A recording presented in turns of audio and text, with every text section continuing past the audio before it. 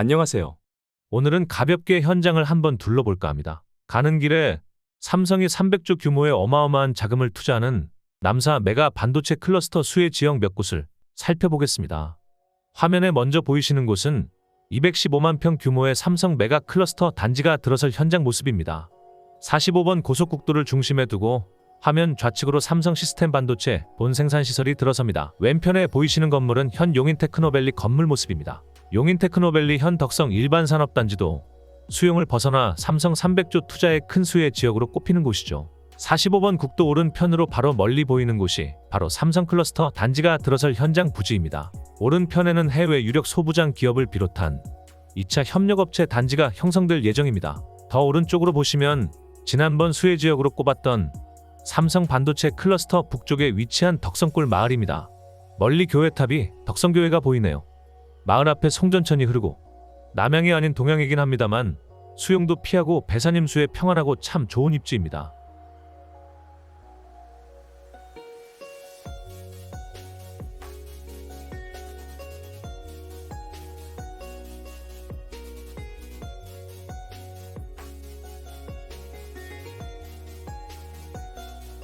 보이시는 산이 남쪽으로 이어지는데 산의 일부분이 깎이고 평탄화하여 단지의 일부분이 되겠습니다. 더 남쪽으로 내려가 보시겠습니다. 이곳은 이동읍 내에 위치한 송전마을 세광 엘리츠타워 아파트입니다. 782세대 규모로 98제곱미터에서 151제곱미터 넓이의 세대가 있으며 2010년 4월 입주를 시작했습니다. 지난번 살펴보았듯이 처인구 남사읍 이동읍 전체는 토지거래허가 구역으로 묶였는데요. 토지는 18평 이하로만 허가 없이 거래가 가능한데 작은 토막 매물이 시장에 나오기는 쉽지가 않은 면이 있죠.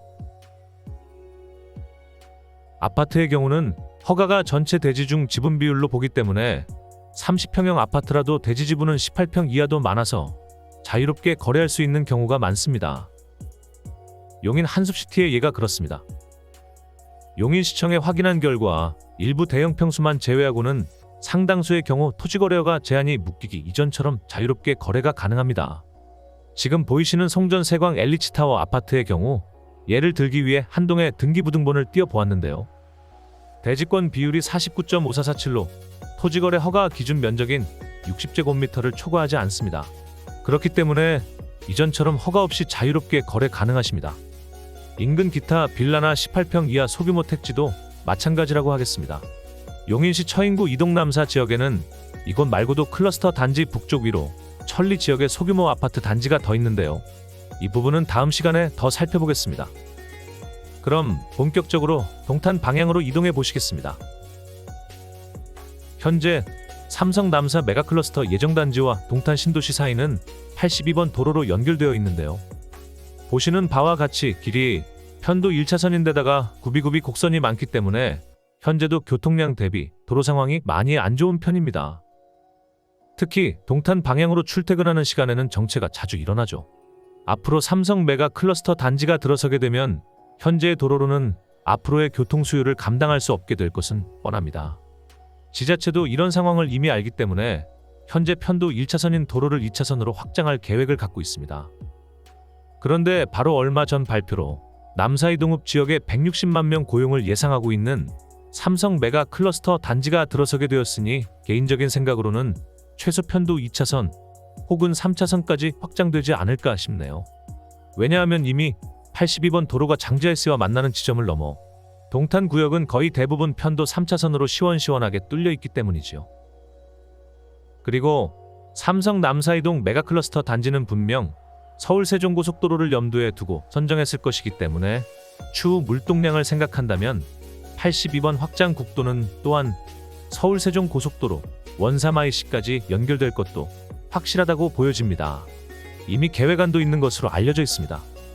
바로 이 지점이 오늘의 주제인 동탄 변방에서 핵심 1순위 요지로 동탄 이신도시, 특히 지도에서 보시는 장지아이스 인접 지역을 핵심 수혜 지역으로 꼽은 이유입니다. 기존 동탄 신도시는 1신도시 중심지구를 기준으로 동심원 구조로 점점 동쪽으로 확장해 왔는데요. 이 신도시, 특히 지도에서 보시는 분홍색 지구는 동남쪽 모서리, 즉 장지아이스를 끝으로 도로가 급속히 좁아지고 후방으로 교통 수요도 많지 않아서 구석 모퉁이로 몰린 이미지가 없지 않았습니다. 그런데 삼성 남사 메가반도체 클러스터가 들어서게 되면서 최대 160만 명에 이르는 고용 효과를 생각할 때 가장 가까운 초대 규모 단지로서 배후 주거 수요를 공급할 수 있는 훌륭한 핵심 지구로 떠오르게 된 것이죠.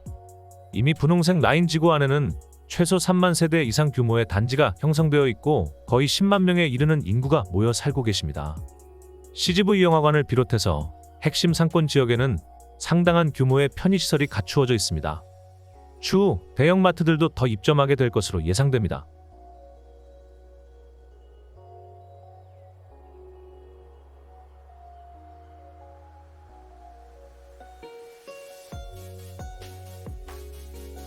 오른쪽 노란원 지구는 현재 입주 예정 공사가 진행 중입니다. 이곳도 9,000세대 이상의 작지 않은 규모로 건설 중인데 부동산 하락기에 갑자기 삼성 이슈가 터져서 구사일생의 호재가 된 듯 싶네요. 동탄 지역 중에 마지막으로 보실 곳은 장지하이스에 바로 인접한 동탄 농협이 있는 장지동 마을입니다. 자연촌락 지구로 수용되지 않고 남아 변방 중에서도 구석에서 오히려 숨통이 열리는 첫 관문에 입지가 되었네요.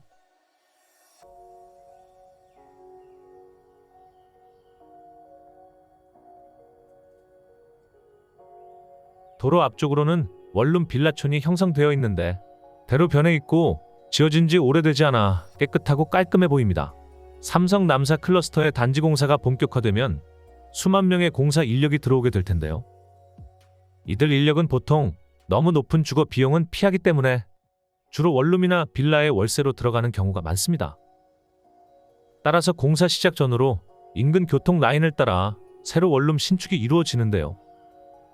이곳 원룸 빌라들도 가장 먼저 큰 수혜를 받게 될 것으로 보입니다. 동탄 이신도시 내 아파트 단지는 추후 입주하게 될 삼성전자 및 2차 협력기업, 해외 유력 소부장 기업, 정직원 분들의 1차 선호지역이 될 듯 싶습니다. 돌아가는 길에 이번 삼성 300조 남사이동 메가클러스터 단지의 발표로 수용 경계에 있게 된 화산로 화산천에 가보았습니다. 보시는 도로 왼편은 조심스럽지만 수용 예상 지역이고요. 오른편은 경계 밖의 지역으로 예상됩니다.